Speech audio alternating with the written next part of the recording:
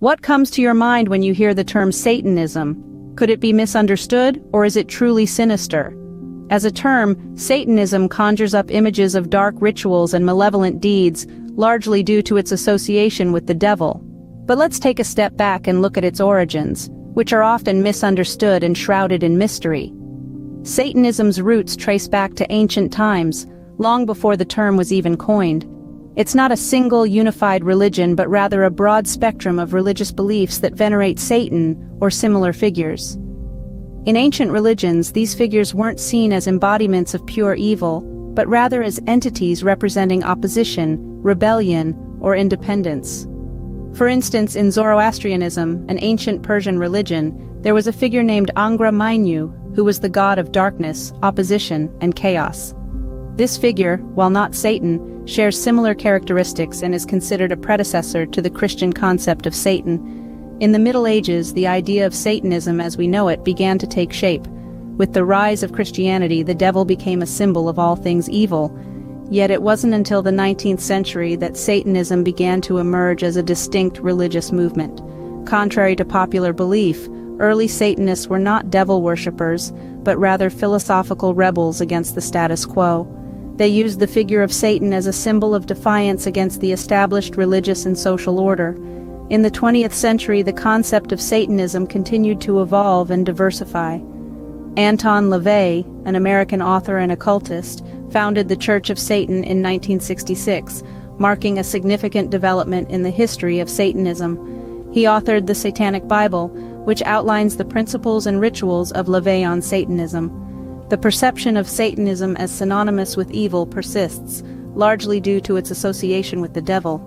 However, it's crucial to remember that Satanism, like any religion, is complex and multifaceted, with a rich history and numerous interpretations. As we delve deeper into the history of Satanism, we find that it is not as simple as it seems. As centuries passed, Satanism evolved, taking on new forms and interpretations. But how did this happen? During the Middle Ages, Satanism began to intertwine with notions of witchcraft. A common belief was that witches made pacts with the devil to gain supernatural powers, which led to widespread fear and hysteria, culminating in the infamous witch trials. However, it's important to note that these accused witches were far removed from the self-identified Satanists of today. Fast forward to the 1980s, a time marred by the Satanic Panic. Fueled by sensational media coverage, rumors spread about satanic rituals, sacrifices, and even organized cults. This period saw a surge in public fear and apprehension towards Satanism, despite the lack of substantial evidence supporting these claims. It was a clear demonstration of how media and popular culture can shape and distort our understanding of Satanism. But it was during the late 1960s that Satanism took a decidedly different turn, largely due to one man, Anton Szandor LaVey. LaVey was a charismatic figure who sought to redefine Satanism, moving away from the devil-worshipping stereotype. In 1969, he published the Satanic Bible, a text that continues to serve as the fundamental guide for modern Satanists. LaVey's interpretation of Satanism was more philosophical than religious. He didn't preach about a literal Satan, but viewed the figure as a symbol of individualism, freedom, and rebellion against arbitrary authority. LaVey's Satanism emphasized self-indulgence, self-preservation, and personal freedom. In the same year, he founded the Church of Satan, the first organized church in modern times to be devoted to the figure of Satan. This church, headquartered in San Francisco, became a beacon for those seeking an alternative to traditional religious practices and beliefs. Satanism, as we understand it today, is largely shaped by the teachings of Anton LaVey and his Church of Satan. Satanism today is a far cry from the sinister cults of popular imagination. But what does being a Satanist actually mean?